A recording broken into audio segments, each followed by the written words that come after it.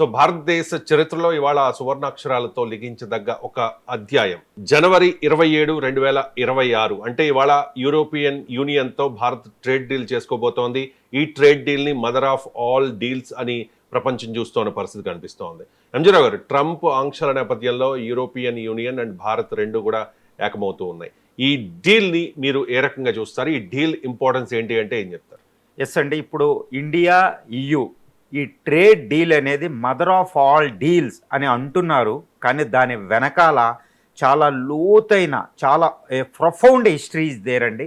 ఎంతవరకే ఉండాలంటే 2015లో ఆక్స్ఫర్డ్ యూనివర్సిటీలో శశి థరూర్ గారు ఇచ్చిన రిపరేషన్స్ స్పీచ్ అనేది ఒకటి ఉంటుందన్నమాట, గుర్తుపెట్టుకోవాలి. ఇండియన్ పార్లమెంట్లో శశి థరూర్ గారు కాంగ్రెస్ ఎంపీ అయినా నరేంద్ర మోడీ గారు లేచి అందరితో కూడా తప్పట్లు కొట్టించారు. ఆ స్పీచ్ యొక్క విశిష్టత అలా ఉంటుంది. అదే బ్రిటిష్లో ఆక్స్ఫర్డ్లో బ్రిటిష్ని తోలనాడు వచ్చారన్నమాట, ద గ్రేట్ స్పీచ్. అదొకటి గుర్తు చేసుకోవాలి ఈరోజు. రెండోది యాంగూస్ మాడిసన్ అనే ఒక బ్రిటిష్ హిస్టోరియన్ అండి, ఎకనామిస్ట్ అనమాట. ఈయన ఒక బుక్ రాశారు. ఈ బుక్ ప్రకారం ఏంటంటే భారతదేశం మానవ చరిత్రలు అంటే శాతవాహనుల పీరియడ్ 1 AD నుండి అంటే గత 2000 సంవత్సరాల్లో భారతదేశం 1000 సంవత్సరాల పాటు ప్రపంచాన్ని రూల్ చేసింది. 1857 ఈవెన్ ఔరంగజేబు టైంలో కూడా భారతదేశం ప్రపంచంలో నెంబర్ 1 అండి ఎకానమీ. అంటే గత 2000 సంవత్సరాలు అంటే 1 AD నుండి క్రీస్తు శకం మొదలైన తర్వాత 1 AD నుండి 1857 బ్రిటిషోడు మొదటి సంగ్రామం జరిగేంత వరకే ప్రపంచంలో ఇండియా నెంబర్ 1. గుర్తుపెట్టుకోవాలి, that is the power of the India అనమాట.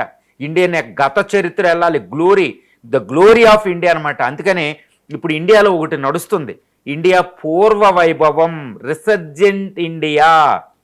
గుర్తుపెట్టుకోవాలి. అదే మనం వికసిత్ భారత్ అంటున్నాం, అంటే డెవలప్డ్ కంట్రీ అని. ఏంటండి భారతదేశం డెవలప్డ్ కంట్రీ అవడం ఏంటి? డెవలప్డ్ కంట్రీ అవ్వడం ఇదేదో ఈ తరం మనం అనుకుంటున్నాం అనమాట, చరిత్ర తెలియక. భారతదేశం డెవలప్డ్ కంట్రీ అయిపోవాలి, మళ్ళీ సుసంపన్నం అవ్వాలంటున్నారు. భారతదేశం తన చరిత్రలు అంటే మానవ చరిత్రలో 99% టైము ఇదే సూపర్ పవర్ అనమాట. అది కోల్పోయాం బ్రిటిషోడ్ పీరియడ్లో, కేవలం బ్రిటిషోడ్ పీరియడ్లో మనం కోల్పోయాం. తర్వాత రాబర్ట్ క్లైవ్ ఆ బెంగాలు ఈ సిరజుద్దౌలా వైఫల్యం వల్ల అతని చేతిలోకి వెళ్ళిపోయింది అనమాట. బక్సర్ వారు ఇదంతా దీని తర్వాత వెళ్ళిపోయింది, గుర్తుపెట్టుకోవాలి. ప్లాసీ వారు, బక్సర్ వారు 1757లో జరిగిన ప్లాసీ వారే భారత పతనానికి నాంది. 1857 అయినా 100 సంవత్సరాల పాటు భారతదేశం సూపర్ పవర్గా ఉందండి ఆర్థికంగా. బ్రిటిషోడు కాదు, అమెరికన్స్ కాదు, అప్పటి వరకు. అంటే భారతదేశాన్ని పూర్వవైభవం ఏంటంటే ఒక శక్తివంతమైనదనమాట. అది మళ్ళీ సంతరించుకోబోతున్నాం మనం, గుర్తుపెట్టుకోవాలి. 1947లో the tryst with destiny Nehru స్పీచ్తో మొదలైంది అనుకోవాలి భారత రాజ్యాంగం అమల్లోకి వచ్చాక. ఆ జర్నీ ఈరోజు 2026లో ఒక అద్భుతం ఆవిష్కృతం అవ్వబోతుంది. ఈరోజు న్యూఢిల్లీలో ఇండియా EUల మధ్య జరిగే ట్రేడ్ డీల్ అందరూ ఎలా చూస్తారో నాకు తెలియదు. అది it's not an economical issue అండి, అంటే ఒక జియో పొలిటికల్ ఇష్యూగా, ఒక ఫైనాన్షియల్ ఇష్యూగా, ట్రేడ్ పరంగా కాదు.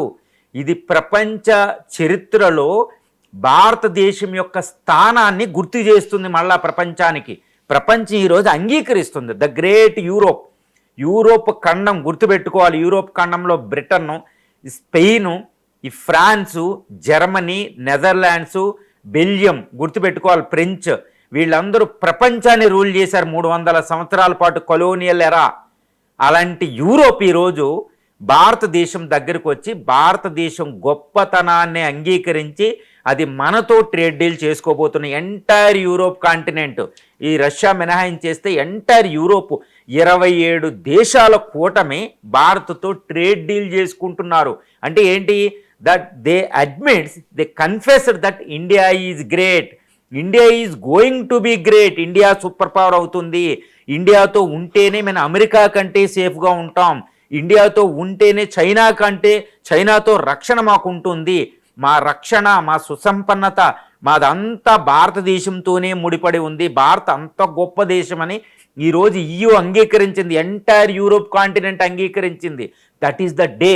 అందుకని this is an historic day in Indian history, in world history. Geo political మొత్తం చేంజ్ అవ్వబోతుందండి.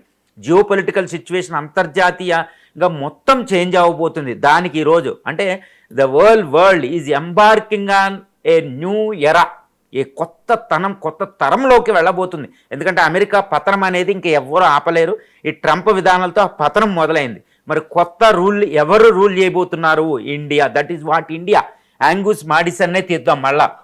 యాంగూస్ మాడిసన్ గత 2000 సంవత్సరాల్లో అంటే క్రీస్తు శకం 1 నుండి ఈ 2000 సంవత్సరం వరకే ఆయన ఒక బుక్ రాశారు, ప్రపంచ ఎకనామిక్ హిస్టరీ అనుకుంటూ. అందులో మనకి మ్యాప్ మనకు కనిపిస్తుందండి, ఒక అద్భుతం కనిపిస్తుంది.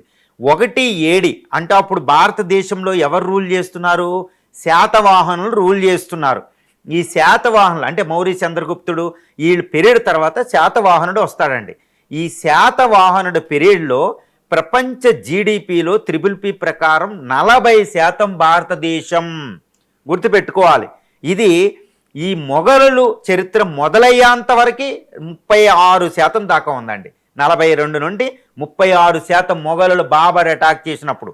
మొఘలుల పీరియడ్ ఎండ్ అయిన 1857 నాటికి కూడా భారతదేశం సూపర్ పవరే, సుమారు 16% ప్రపంచ జీడిపిలో.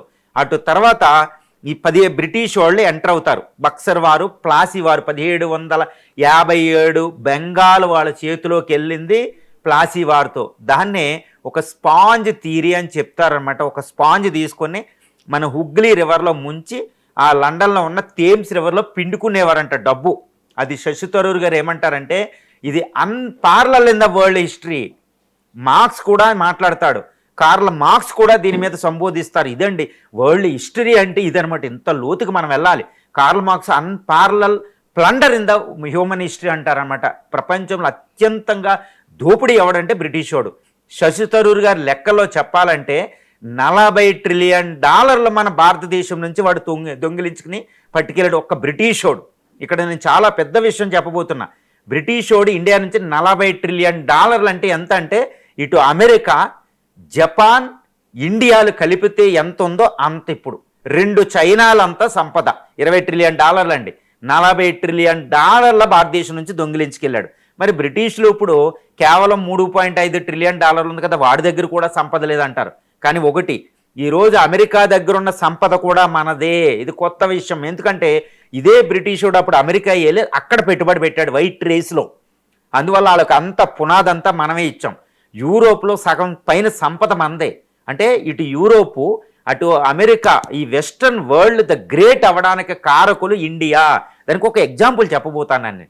1779లో మొట్టమొదటి ఇండస్ట్రియల్ రెవల్యూషన్ ప్రపంచంలో వచ్చింది. కానీ దానికి ముందు కేవలం 10 సంవత్సరాల ముందు ఏమొచ్చిందండి? ప్లాసీ వారు జరిగింది 1757లో. ఆ తర్వాత 1765 బక్సర్ వారు. ఈ యుద్ధం చేసిన తర్వాత ఇండియా వాళ్ళ చేతిలోకి వెళ్ళక ఈ పెట్టుబడి వాళ్ళకు ఉపయోగపడి మొట్టమొదటి ఇండస్ట్రియల్ రెవల్యూషన్ వచ్చింది. This is what the great link అండి. ఈరోజు ఆ గ్రేట్ యూరోప్ వచ్చి భారతదేశం మళ్ళీ గ్రేటే. అంటే ఇక్కడ నేను ఏం చెప్పబోతున్నానంటే ప్రపంచంలో ఒకే ఒక్క దేశం ఇండియాతో పాటు చైనాకండి. ఇక్కడ నేను చైనాని పొగుడుతున్నాను అనుకోకండి. ఇండియా, చైనాలు మాత్రమే లివింగ్ సివిలైజేషన్లో సజీవ సంస్కృతులు ప్రపంచంలో ఇంక ఏ దేశానికి లేదండి. ఇప్పుడు the great America, just American history is just 300 years old. దానికి historyless country. Australia historyless country. యూరోప్లో మనం వాళ్ళ ఆకులు కట్టుకునే సమయానికి భారతదేశంలో పట్టు మొత్తం వస్త్రాలు మొత్తం ఒళ్ళంతా కప్పుకుని ఉండేవారంట. గుర్తుపెట్టుకోవాలి. ఐరన్ అండ్ స్టీల్ ఉన్నది ఒక అద్భుతమైన సంస్కృతి ఉండేది. అది దట్ ఈజ్ వాట్ ఇండియా. మరి ఇండియా, చైనాలకే ఈ చరిత్ర ఉంటుందన్నమాట. అది పాతాళానికి వెళ్ళినా మళ్ళా లెగిసి నిలబడగలవు. ఈరోజు ద గ్రేట్ యూరోప్ వచ్చి ఇండియా దగ్గరికి వచ్చి ఇండియా గ్రేటు, మీతోనే మాకు ఉంది, మీరు గ్రేట్ అవుతారు, మమ్మల్ని కూడా తీసుకెళ్ళండి, మా సెక్యూరిటీ కావాలి, మాకు ఎకానమీ కావాలని అడుగుతున్నారు. సో ఈరోజు జనవరి 27, 2026 అనేది మోడీ జీవితంలో కూడా ఒక పునాది. ఆయన కూడా వికసిత్ భారత్ అనేది లైఫ్ అంతా అక్కడ పెట్టారు. ఆయన జీవితానికి చాలు. ఈరోజు యూరోప్తో ట్రేడ్ డీల్ చేసుకుంటే ఆయన జీవితానికి చాలు, పరమార్థం పూర్తయినట్టే. భారతదేశ చరిత్రలో ఒక సువర్ణాక్షరాలతో it will be embossed with the golden letters అనమాట. అద్భుతం ఆవిష్కృతం అవుతుంది. అందరూ ఎలా చూస్తున్నారో తెలియదు. అందుకని వరల్డ్ మన ఇండియా న్యూఢిల్లీ వైపు చూస్తుంది. ఈ న్యూఢిల్లీ ఈరోజు it's a fulcrum of the global financial సిస్టమ్కి ఈరోజు నాంది జరగబోతుంది. జియో పొలిటికల్ సిచ్యువేషన్కి ఇండియాయే ఈరోజు పునాది. ఎందుకంటే ప్రపంచంలో అన్ని దేశాలతో కూడా మన సత్సంబంధాలు ఉంటాయి. అమెరికాకి శత్రువులు ఉంటారు, బద్ధ శత్రువులు. ఇండియాకి బద్ధ శత్రువు లేరండి, అజాత శత్రువు. ఇటు అమెరికా, ఇజ్రాయెల్, ఇటు ఇరాన్, ఇటు ఉక్రెయిన్తో, ఇటు రష్యాతో. That is what India, that is what multi alignment. Nehru గారి మాటల్లో అదే non alignment in the words of the Nehru. There is no difference అండి ఇక్కడ. సో ఒక అద్భుతమైన ఇట్స్ ఏ పెరీనియల్ స్ట్రీమ్ అనమాట. ఒక సజీవంగా భారతదేశం ఉంటుందన్నమాట. ఇది వ్యక్తులతో సంబంధం ఉండదు, ఆ సంస్కృతి.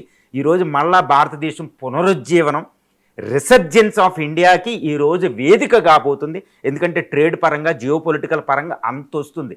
ఈ రకంగా world history, Indian history, world financial system, Indian financial system పరంగా ఈరోజు ట్రేడ్ డీల్ చూడాలన్నమాట. దీని వెనకాల చాలా చాలా విషయాలు ఉన్నాయి, లోతు గంభీరమైన విషయాలు ఉన్నాయి.